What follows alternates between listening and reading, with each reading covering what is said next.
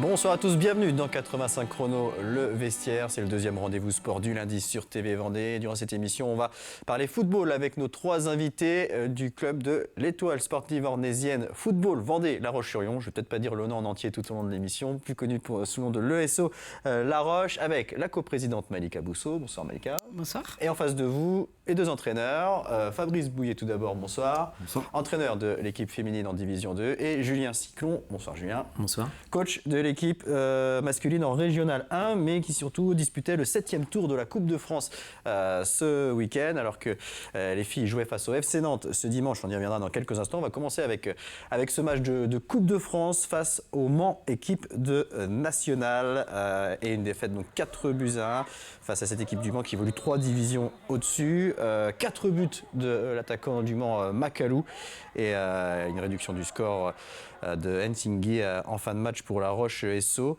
Julien, on va revenir avec vous sur cette rencontre où vous avez tenu pendant une petite demi-heure. Et ensuite, on va dire que le rouleau compresseur Manceau vous a laissé aucun espoir. Ouais, c'est ça. On a bien rivalisé, je trouve, et montré de belles choses. Après, la marche était un peu haute et si tant est qu'on veuille créer l'exploit ou faire quelque chose de beau, il faut que l'équipe adverse nous laisse un peu d'espoir. Et là, sur ce match-là, du début à la fin, d'espoir, il n'y en a pas eu parce qu'ils ont mis beaucoup d'intensité et de cohérence dans ce qu'ils faisaient. Et voilà, on n'a pas eu ces motifs d'espoir. Alors, premier but à la 30e minute et puis un deuxième but de Macalou juste avant la pause. Celui-là, il fait vraiment mal. Ouais, c'est celui-ci et c'est le petit regret que l'on a sportivement parce que on a une occasion d'égaliser juste avant ce but-là. Vraiment une situation, une double situation et on peut espérer égaliser. Et puis 30 secondes après, on prend le but et sur l'engagement, c'est la fin de la mi-temps. Donc c'est le petit. Peut-être que à l'issue du match, il n'y aurait pas eu non plus d'autres issues. Mais en tous les cas, c'est un petit regret. Sur quoi vraiment vous avez été un peu impressionné par le différence de niveau? Sur quoi vraiment il y avait des marges d'écart? Sur le registre athlétique, sur l'intensité, le profil des joueurs, la vitesse. Vraiment, c'était la grosse différence entre eux et nous, c'est que tout ce qu'ils font, ils le font très vite. Et puis l'engagement sur ce qu'ils font, ça a vraiment été la grosse différence marquante. Alors on va écouter la réaction après-match du coach du Mans, bien connu, puisqu'ancien joueur notamment de l'Olympique Lyonnais ou de l'équipe du Brésil. C'est Chris, on écoute sa réaction. Et il fallait respecter cette équipe, il fallait jouer comme on a l'habitude de jouer. Et c'est ça qui a fait la différence. On a joué sérieux, on était sérieux, on a fait tout ce qu'il fallait faire pour faire le match facile. Donc moi je suis content de mon équipe parce que j'ai vu des combinaisons, j'ai vu des joueurs sérieux, que ce soit offensif ou défensif. C'était la consigne justement de mettre du rythme quand on avait le ballon et quand on avait le ballon d'aller faire le pressing un peu plus haut. Donc d'essayer de mettre cette équipe adverse en difficulté et d'essayer de récupérer le ballon plus haut. Donc les joueurs, ils ont bien fait. Et le résultat après, c'est naturel. Et le but, ils sont venus avec des centres, tout ce qu'on a demandé et être présent dans la surface. Voilà, Christian Tréandurand qui était suspendu le samedi soir et c'est son adjoint William Prunier qui était sur le banc. Malika, bien sûr, vous avez suivi cette rencontre. Au-delà du résultat, on a connu comme une belle soirée de football au stade de Saint-André-Nornay avec un public venu en nombre. Oui, un public venu en nombre, beaucoup de monde et c'était vraiment une belle soirée. Malgré le résultat, comme le disait Julien, c'est vrai que la différence de niveau, on l'a vu aussitôt. Et Le Mans a été très très sérieux et a vraiment pas laissé le moindre espoir à notre équipe, ce qui a fait la différence. Après, c'est toujours des soirées qui restent importantes dans l'histoire d'un club, très importantes parce qu'on a vu énormément de monde, beaucoup de monde du quartier de Saint-André, beaucoup de monde de Saint-André, beaucoup de monde du monde du football, des anciens joueurs, des anciennes joueuses. Il y avait les filles aussi, donc c'était vraiment un très bon moment. Il y avait très longtemps qu'on n'avait pas vu autant de monde autour du terrain de Saint-André. Alors maintenant, il faudra se concentrer sur le championnat. On en parlera tout à l'heure donc avec vous, Julien. On va voir les autres résultats de ce 7e tour de Coupe de France. Il y avait 4 clubs vendéens qui y participaient. 2 vont jouer encore au 8e tour. Alors, ce ne sera pas le cas de Luçon, qui là aussi n'a pas réalisé l'exploit face à Laval. 4 divisions d'écart, défaite 2-0. Qualification des Herbiers face à Saumur, équipe de N3. Il a fallu aller jusqu'au tir au but pour le VHF. Et qualification également de la Roche Vendée Football qui s'est imposée à Châteaubriand, qui évolue une division au-dessus. Il y aura un déplacement à Tréguin pour la Roche VF au 8e tour, une autre équipe de National 3, alors que pour les Herbiers, ce sera une belle affiche face à une équipe de Ligue 2, le Sporting Club de Bastia, ce 8e tour de Coupe de France qui se déroulera le week-end du 27 et 28 novembre. On va parler des filles maintenant, avec notamment vous, Fabrice Bouillet, puisqu'on jouait en 2e division féminine, la 9e journée ce dimanche, et un derby face au FC Nantes. On va voir les images là aussi. Un match qui démarre de la pire des manières, on va dire, avec ce but dès la 2e minute des Nantaises, inscrit par Coury. Nantes qui va ensuite plutôt essayer de gérer son avance et qui va profiter des espaces que vous allez laisser en tentant d'égaliser en 2e mi-temps, avec un 2e but signé Walik à la 71e minute. Que dire de ce match ? Il y a d'abord beaucoup de frustration par rapport à ce début de match. Forcément, on se tire une balle dans le pied au bout de 2 minutes de jeu. C'est compliqué derrière parce qu'on leur offre l'opportunité de gérer cette avance. Donc voilà, elles n'ont pas besoin non plus de se découvrir pour aller marquer. On est obligé à ce moment-là de faire le jeu. Voilà, on a manqué notre entame et derrière on a pêché dans la réaction déjà. Malgré tout, voilà, si on n'avait pas pris ce but-là, la physionomie aurait été certainement différente. On a vu qu'en début de 2e mi-temps, qu'on a été les pressés un peu, c'était plus compliqué. On a eu des opportunités pour marquer, hein. On a touché la barre transversale en première mi-temps. On a la frappe d'Ilona Pierjean aussi qui voit le cadre se dérober de peu en fin de première. Et puis on a surtout la grosse occasion juste avant de prendre le 2e but qui forcément nous aurait fait du bien. Si on revient un partout, à ce moment-là, vu le début de 2e mi-temps, Nantes était moins serein et voilà, on aurait pu voir autre chose, mais effectivement face à des équipes de ce niveau-là, si déjà on part avec un but de retard, c'est compliqué. Ils n'ont pas forcément besoin qu'on leur donne ces armes-là supplémentaires. Et bien on va écouter justement le coach du FC Nantes, Mathieu Ricoul. On sait très bien que lorsqu'on rencontre La Roche dans un contexte derby, c'est jamais simple de déséquilibrer l'adversaire. Donc le choix a été de commencer très très fort avec un pressing très haut de façon à mettre en porte-à-faux cette équipe de La Roche. Et après on s'est mis en difficulté tout seul sur nos sorties de balles, ce qui est un peu dommageable. Donc ce qui a fait que La Roche a repris un peu confiance sur cette fin de première mi-temps. Et puis en 2e mi-temps, on a corrigé un petit peu les choses en insistant sur le fait de jouer par les côtés. Et on savait qu'avec le fait que La Roche joue son va-tout, il y aurait des espaces dans le dos, donc on en a profité. Malika, vous qui avez été joueuse, coach aussi de cette équipe féminine de l'ESO, qu'est-ce que vous avez pensé de ce derby et de cette confrontation Nantes-La Roche ?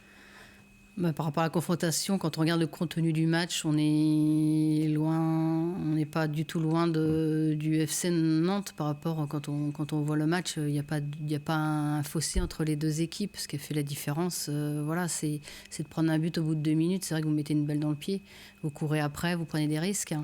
Et puis après, elles ont un atout un peu plus avec un peu plus de puissance et de vitesse et on le rencontre presque tous les week-ends parce que nous, on a un groupe très jeune et il faut du temps, on a un peu moins de puissance. Et à chaque fois qu'on a des joueuses un petit peu plus puissantes, on est un petit peu plus en difficulté.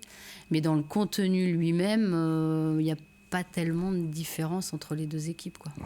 On va voir le classement, donc après 9 journées de division 2 féminine, et donc le SO 11e et avant-dernière, classement dominé par Nantes et Le Havre. Le Havre qui est venu s'imposer également 2-0 sur le terrain de l'ESO. Donc 6 points, donc un classement qui est pas bon pour l'instant, Fabrice, mais qui est dû surtout à un début de saison très compliqué, avec 4 défaites pour commencer, les 3 premiers matchs sans marquer de but. Ça va mieux depuis quelques semaines, vous restiez sur 4 matchs sans défaite, une victoire, 3 nuls. Mais comment vous expliquez ce début de saison vraiment très difficile ? Eh bien, comme l'expliquait Malika, on a un groupe très jeune à la fois au niveau de l'âge, mais aussi au niveau de l'expérience à ce niveau-là. Et puis on a rencontré des équipes comme Metz, comme Le Havre, qui sont vouées à jouer le haut de tableau. Et donc voilà, on est en plein apprentissage. Et puis il y a l'aspect aussi confiance. Voilà, à partir du moment où on enchaîne 1, 2, 3 mauvais résultats, ça commence à être compliqué. On avait réussi à enclencher une bonne dynamique, et effectivement on s'accrochait à ça là, sur nos 4 dernières sorties, avec des contenus aussi plutôt intéressants, plus intéressants d'ailleurs que ce qu'on a pu proposer ce week-end. Mais donc voilà, je pense que globalement on est sur la bonne voie. Maintenant il va falloir gagner en efficacité et gommer ces grosses erreurs d'inattention comme on a pu avoir sur le premier but dimanche. Voilà. Alors le prochain match de championnat, ce sera le 5 décembre à Lille, mais avant cela, Coupe de France dès ce dimanche, de nouveau à domicile et de nouveau face au FC Nantes. Vous allez retrouver les Nantaises. On pourrait parler également aussi de l'absence de Charlotte Fetty, qui n'était pas là contre Nantes, qui avait fait son retour lors de la précédente journée à Saint-Malo, qui avait inscrit un doublé, 2-2 score final, mais qui s'est reblessé lors de ce match. C'est ça. Oui, on a un peu la guigne avec nos attaquantes. Voilà, Charlotte qui revenait d'une opération des croisés, qui est absente depuis un an. Elle revient enfin la semaine dernière. Elle fait une entrée fracassante. Elle met 2 buts en 30 minutes et puis malheureusement elle se reblesse. La semaine d'avant, on était aussi privé de Muller, retenu avec la sélection au Soudan. La semaine précédente, on a aussi Lauriane Borde qui a eu un souci familial. Donc oui, tout ça aide pas. Maintenant, on espère déjà que pour Charlotte, ce soit pas trop grave et qu'on puisse la récupérer le plus tôt possible. Parce qu'effectivement, on parlait de puissance tout à l'heure. On manque globalement d'atouts quand même offensifs pour pouvoir rivaliser dans les matchs justement qui sont un peu tendus, un peu serrés, notamment sur les résultats nuls qu'on a pu faire là sur nos 4 dernières rencontres. Avec un peu plus de pouvoir offensif, on aurait peut-être pu ramener un peu plus qu'un point. Alors on va revoir le classement de ce groupe Division 2 féminine et on voit très clairement que les équipes qui dominent ce championnat, on est sur des clubs professionnels. On voit Nantes, Le Havre, Metz, Lille, Strasbourg, Lens, jusqu'à Brest, jusqu'à la 7e place. On sait que le football féminin s'est développé au sein des clubs professionnels ces dernières années, ce qui est plutôt une bonne chose pour le foot féminin, mais pour un club comme l'ESO, Malika, forcément ça complique les choses, on a plus de mal à rivaliser. Vous misez sur la jeunesse avec notamment l'équipe U19 qui tourne bien encore aujourd'hui, qui est 3e de son groupe, mais généralement les meilleures joueuses vont ensuite vers d'autres clubs. Est-ce qu'aujourd'hui à l'ESO on a tiré un trait sur la possibilité de retourner en Division 1, là où vous avez quand même évolué de nombreuses années? La Division 1, c'est quand même compliqué actuellement quand même, parce qu'il y a vraiment un vrai fossé entre la D2 et la D1. La Division 1, si vous regardez les matchs le week-end, on est vraiment maintenant sur quelque chose de supérieur à ce qu'on a connu. Le football féminin a énormément évolué. De plus, le nombre d'équipes n'évolue pas non plus. On a plus de footballeuses, de bonnes joueuses, parce que la formation est quand même bien faite dans tous les clubs et puis au niveau de la fédération. De plus, on doit être à 20-30% et je pense que je suis peut-être basse au niveau joueuses étrangères. La France attire énormément de joueuses étrangères. Donc en fait, quand vous regardez, il n'y a pas tellement de postes. Il commence ça devient comme le football masculin. Il commence à avoir beaucoup d'élus et peu de postes à pourvoir. Donc voilà, ça évolue, donc tant mieux. Oui, nous, à l'ESO, il n'y a pas de club professionnel en Vendée. Donc forcément, par rapport à ça, on part sur autre chose. Et nous, comme on a toujours fait au niveau de Saint-André, c'est la formation. Donc pour le moment, on est tout le temps là. Quand on voit les matchs du week-end, on n'est pas loin de la vérité. On n'est pas complètement décroché, on ne prend pas le bouillon, on ne prend pas 6-7-0 tous les week-ends et on ne voit pas le jour. Non, on fait face. On a besoin de 2 ou 3 apports, notamment sûrement offensifs. Là, comme le disait Fabrice, si on avait 2 attaquantes expérimentées avec de la puissance, on ne serait pas où on en est là actuellement. Donc voilà, on va travailler au sein du club, on va trouver des solutions. Il y a certaines blessées qui reviennent. Donc Charlotte, on espère que ce ne soit pas trop grave. Il y a un Milica esthétique aussi qui va revenir offensivement.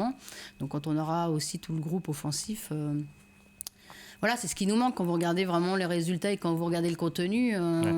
Si on met bien les ballons dans le filet, je pense que cette place-là, on va vite la quitter. Et à noter que les U19 nationaux ont battu le FC Nantes il y a une semaine, 3 buts à 2, donc 3e de son groupe derrière Bordeaux et Nantes. C'est la seule défaite du FC Nantes d'ailleurs pour l'instant en U19.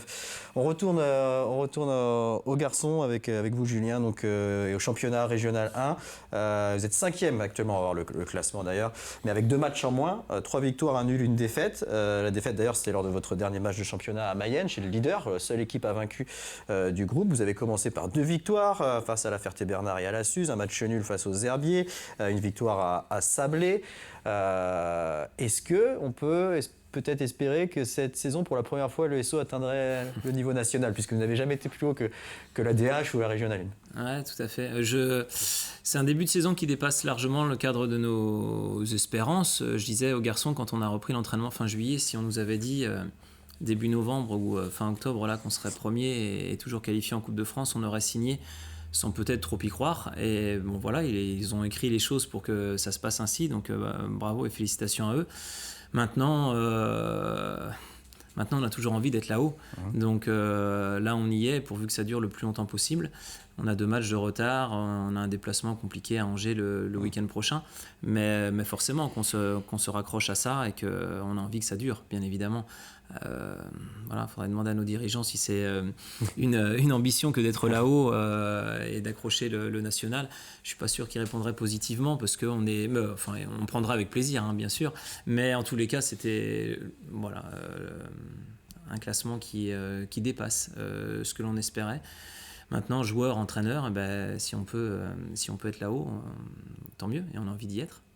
Milica, est-ce que ça peut être un objectif du club d'accéder au niveau national ?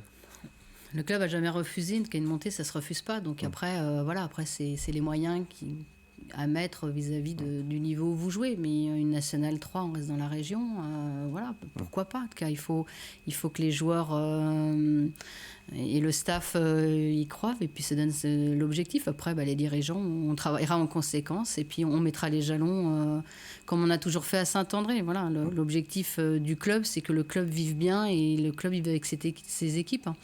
Et puis qu'on vive à notre niveau, ne pas mettre en difficulté le club, rester humble tel qu'on est. Et je pense que la réussite de ce club, c'est aussi ça, quoi.